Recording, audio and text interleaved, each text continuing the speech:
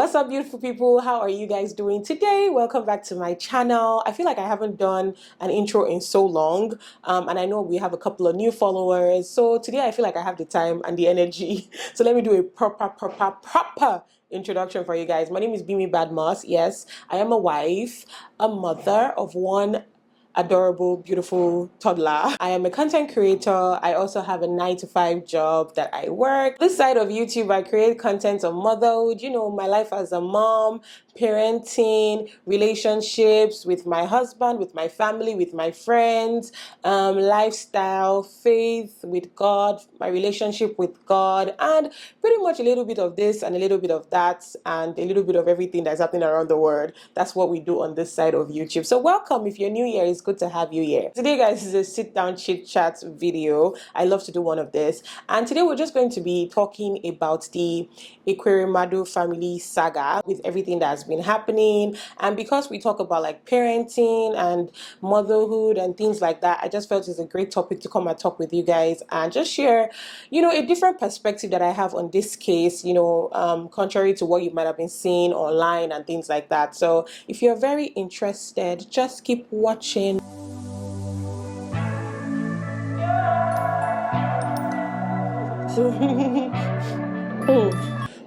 That Ribena was so good. Somebody playing on TV cinema one more is from things like this, man. They're already chopping the things from your children. Back to what we want to talk about today. Like I said earlier, we're going to be discussing the Ekweremadu family saga, like what has been going on. If you're not in Nigeria, because I know a couple of people that watch me that are not living in Nigeria or are not even Nigerians. So basically, Senator Ekweremadu is a senator in Nigeria, and a couple of months ago, or was it a year ago? I don't know. I don't remember I don't remember specifics and dates. I just talk about the main gist of everything that is going on. Yeah, a couple of months ago, Senator Ekweremadu and his wife, and I think the doctor, were arrested in the UK on charges of organ harvesting, illegal organ harvesting, things like that. The main gist is that their daughter is sick and needs a kidney transplant, or needed a kidney transplant, or still needs a kidney transplant, and they got somebody in Nigeria. According to what they have all said, the boy is like, I think 20 or 21, and they got him from Nigeria. I don't know what they promised him. I don't know what they told him, and then flew him. They did a passport for him and did visa for him and flew him to the UK. And they were supposed to do a procedure where they would harvest his kidney and, he would like donate to their daughter. I think the boy was not properly informed of what was going on, and I think by the time he went in to speak with the doctor, I think maybe like the actual doctor that was going to perform the surgery or something, somehow, they found out that the boy did not know what was going on. At least that's what the courts and everyone says. Some people believe that the boy knew what was going on and just decided to raise an alarm just to secure himself a position in the UK. I don't know, but according to what we have seen and heard from the courts, because the case is now closed, is that they brought the boy from Nigeria to the UK under false pretenses to donate a kidney to their daughter, who is very sick and is in need of kidney. And they were arrested, and the case has been going on for a while now. And a couple of days ago, they finally declared judgment or gave them judgment, and I think they were sentenced to prison for about 9 years and some months, so about 10 years imprisonment. And it's a very, very, very sad situation, because at the end of the day, you still have this daughter that still hasn't gotten the kidney that she needs. And then her parents, both parents, are now even going to jail. Both the mom and the dad are now going to jail. It's a very, very sad situation. And there have been so many mixed reactions in the media with Nigerians. He's a senator. He's been a senator for over 9 years, over 10 years actually in Nigeria. And, didn't really make any impact to change the lives of the people that he was governing. You know how politicians are in Nigeria: alleged fraud, alleged this, alleged that, and they allegedly amass wealth and then go abroad and just have a nice life for themselves and their children without considering the rest of the citizens. So a lot of Nigerians are very happy about this development, that the boy gets justice and at least one of our senators has been held accountable for his actions. I personally think Ekweremadu is a very unlucky senator. If I'm right, I think he was the same senator that was it during the NSAS protest or something, that was outside the country and people were stoning him or something like that. I think he's just very unlucky. Correct me if I'm wrong, if he's not that senator, but I think he's the one shot. I think he's just very unlucky. I've heard of a lot of other senators that have done worse things, and even politicians that have done worse things and were able to get away with it, but this man just could not get away with it. But that's not even why we're here. So me, I'm here, to just talk about this thing as a parent. So as a parent, like, is there anything you would not do for your children? They always say that, and it is everybody's prayer, that you don't know where your children are buried. Your children are supposed to bury you. You're not supposed to bury your children. So when you have a child that is sick, what do you do? Like, to what extent do you go for them? Because I am telling you that I would do anything for my child. I will do absolutely anything for my child.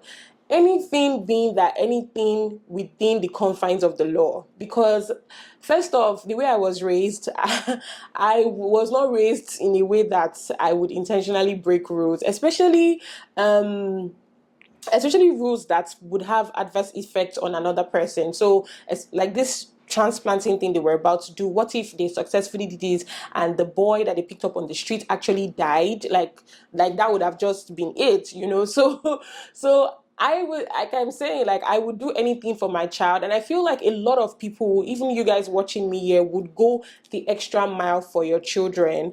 But then how far is too far? I think that's the conversation we're trying to have today, where the Ekweremadus, were they tested to know if they could donate, or did they just not want to donate and just they wanted to still have all their healthy organs, and just because they had money, just buy an organ, basically. Because I God forbid me being in that situation, but I would imagine that somebody would get tested first in my family before we would start thinking of maybe looking outside. I have a colleague recently that her mother needed a kidney transplant, and they had to test all the children, including her father, and about 2 children were a match.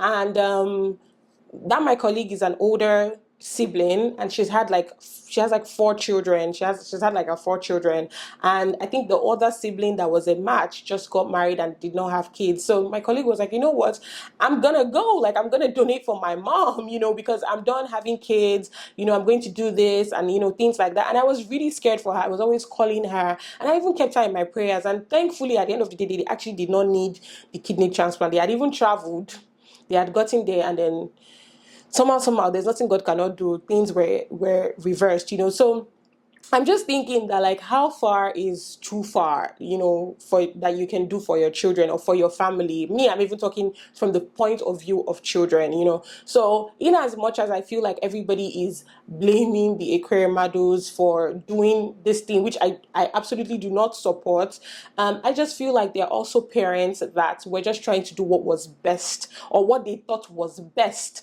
for their child at the time. I watched the BBC interview of their daughter.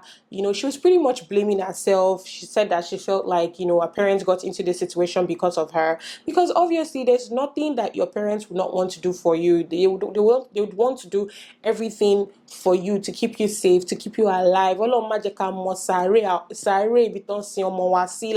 will not let us know where they bury let us know where they buried our children, So she felt so guilty that it was because of what happened to her that her parents are having to go through this crisis. And I feel like it's something that is going to linger in their minds for a very, very long time.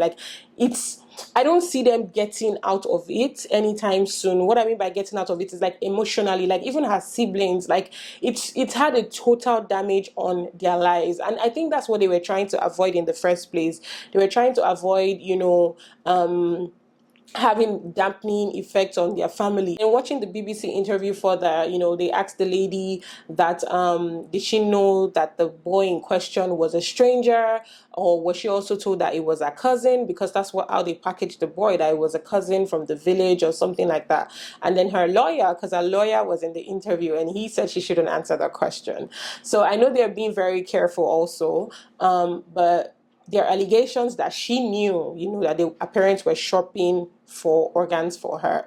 But at the end of the day, her dad is a lawyer who I think should have probably known better, known the UK laws better. I know there are several other countries that you can do organ transplanting, kidney donors and things like that, easily, more cost effective, safe, I remember a couple of years ago, my dad and I went to see somebody, and we were just gisting, and this man was talking about how if you need a kidney right now, like there are people in Nigeria that are ready, like they know what it means to donate, they just want the money. So I don't understand why they didn't like stay in Nigeria, where I don't even know what the laws are about that in Nigeria. I feel like it's also illegal in Nigeria, but as you know, in Nigeria, anything goes. Like, it don't like the thing that is pushing him, just wanted their family to just get into that kind of trouble. As much as I do not condone, what they did, and at the same time, I'm not like joyous that they are in,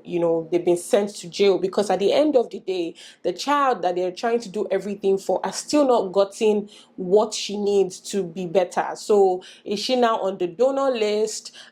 Is she going to rise up in the donor list, or is she even going, are they even going to reduce her number in the donor list? I don't know. Those in the medical profession will be able to explain that better. You can leave it in the comment section down below. If you live outside the country, you know the laws of that country. I know that like in some Asian countries, people go there all the time to get these things done, get it sorted, and I don't even understand why people don't test like their family members before they start thinking of going outside there. Some of them do, and family members are scared. They don't want to donate, because they're like, how do I now live with only one kidney, or how do I live with one whatever is being donated? But I would feel like you would have exhausted all your options here before you now start going to a foreign land that you don't really know the laws of that land. But as a lawyer, I felt like he should have known better. And from the way the daughter was talking in the interview, the children actually live in the UK, because she was saying something like, "Oh, we were at home," and I'm like, "Wow, you were at home?" Like they live in the UK in a house. So I know they live in the UK, so they should have probably known better. They should have probably even hired a lawyer. Like they have the money. Like these are people I feel like they have the money to be able to do things like that. So you should probably hire a lawyer just to make sure that you're not going outside of the law. I just hope that something can be done for their daughter to feel better and for her to get the proper help that she needs. So what do you guys think about this case? Like, are you like me, that would do anything for your child to live?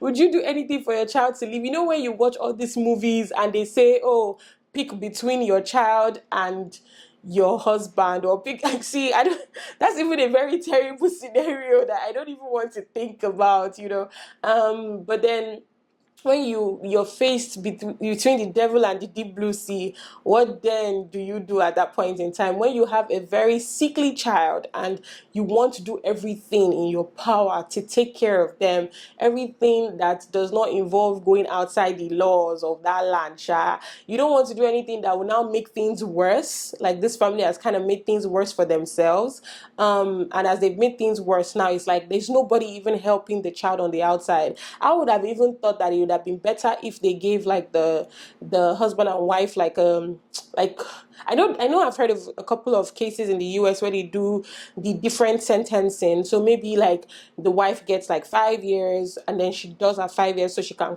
and while the husband would also maybe get like 9 years, right? But then he'd be outside with the children, and then she'd do the wife would do the 9 years or 5 years or whatever it is, and then when she's done, she'll come, and then the husband will go serve his own sentence. Because I feel like the children, especially the sick lady, need somebody there with them. So I don't know how it's all going to work out. Let me know what you think about this.